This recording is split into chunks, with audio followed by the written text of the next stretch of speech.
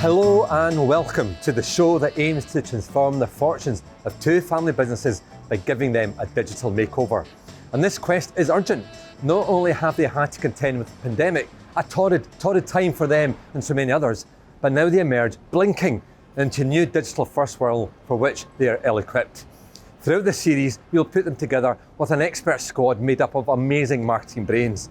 We'll aim to convert them from analogue to digital in just a few weeks. Can we succeed in getting these local businesses to think global? Stay tuned to find out.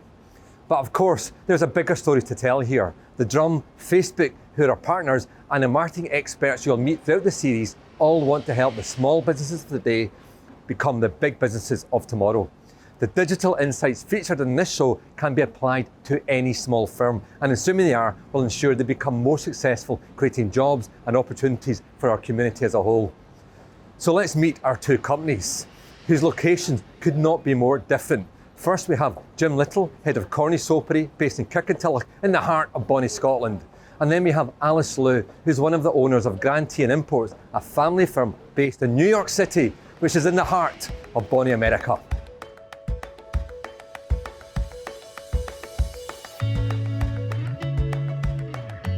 Hello, I'm James Little. I'm 63, I run Corny Soap Company in Kirkintilloch, Scotland. The company was started by my grandfather in the early 1920s, 1922 in fact. He was involved in the Western Front and he was pretty sickened by the whole carnage and the muck and the disgust of that conflict, that he wanted to start something that had something cleansing, and it was really the reverse to the carnage of the First World War, and soap really fits that.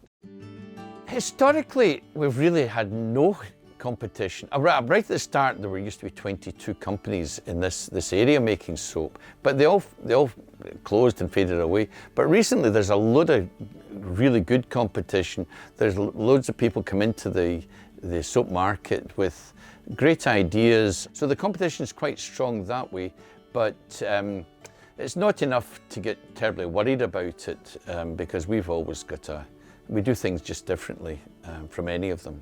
The ideal situation for Corny in 20 years' time is a brand that is known worldwide. It's no point just being local, but it would go global.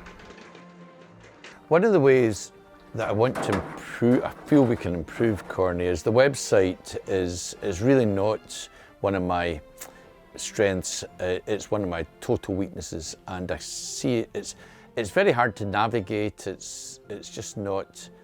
It's not the way I'd like to smile on seeing it. And then another fix would be the ease of packaging and delivering what we do to customers. The reason I haven't been addressing these issues would be it's approaching it in little bits of time that I throw at it, rather than actually giving it the proper attention, the fullness of a whole solution, rather than a little partial solution, a bitty solution that doesn't marry up with the next bitty solution. That's why it's all over the place.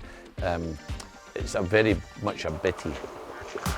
Hello everyone, my name is Alice. I am 27 years old. I was born and raised in Chinatown, New York, and I am the second generation owner of Creativ Imports with my sister, Karen. Creativ Imports started in 2006 when my father traveled back to China for the first time since he immigrated to America 20 years ago. He saw how tea consumption has really been elevated in China, and he loved it so much that he wanted to bring that tea back to America to sell and to change how consumers saw and used tea in America. Tea for my family and a lot of Chinese people is not just a drink that we have accompanying our food. It's something that facilitates conversation. It's a medium, a vehicle that brings people together and creates a celebration or creates a gathering. My family's business also sells altars, ancestral worship products, Buddhist statues, feng shui and cultural items.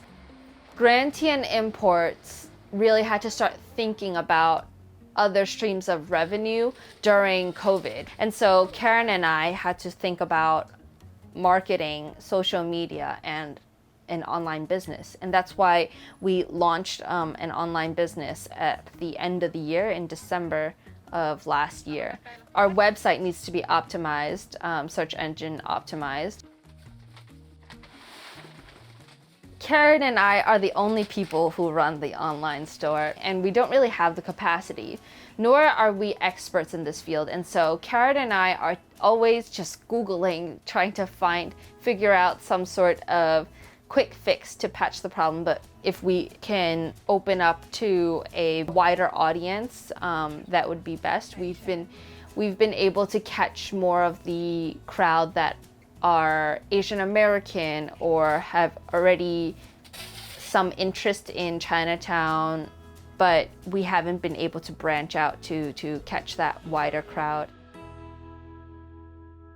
Advising our two companies, I'm delighted to say we have two outstanding industry experts. Their job is going to be acting as guides, helping our companies through this fascinating journey. Here in the UK, or should I say representing the UK, with the help of a whole load of talent from around the globe, and looking after Corny Soapery, we have NATASHA CHETIYAWARDANA, founder of Bow&Arrow, a growth consultancy and professional services company based here in London. And over in the US, we have Tressie Lieberman, Vice President of Digital and Off-Premise at Chipotle Mexican Grill. I'm delighted to say that both Natasha and Tressie join us now on this giant screen. Hi Gordon, great to see you. Good to see you as well, Gordon. Can I just start off by asking, COVID aside, what do you say are the main challenges facing small businesses in 2021? I think the problem is with owning a small business is you have to be everything. You have to be ops and sales and distribution and finance and marketing. And how do you know how to do that if the reason you got into it in the first place is because you're good at making soap or importing tea? And there's also the fact that we have to rapidly digitize in 2021. And I think that's been very hard for the big guys and the small guys.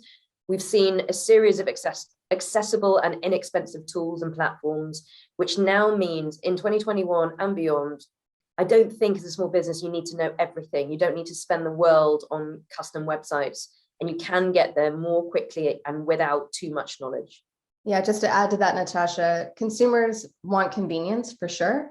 And they're building habits around what is the most convenient option. And it can be tough to compete as a small business, especially with the investment that some of these larger companies are making in technology and speed.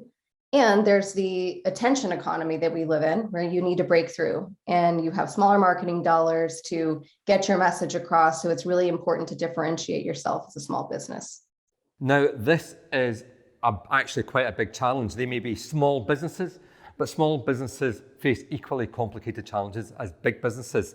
And I'm delighted to say you're going to be aided and abetted by a crack squad of experts. Can you tell me who are going to join you in this journey?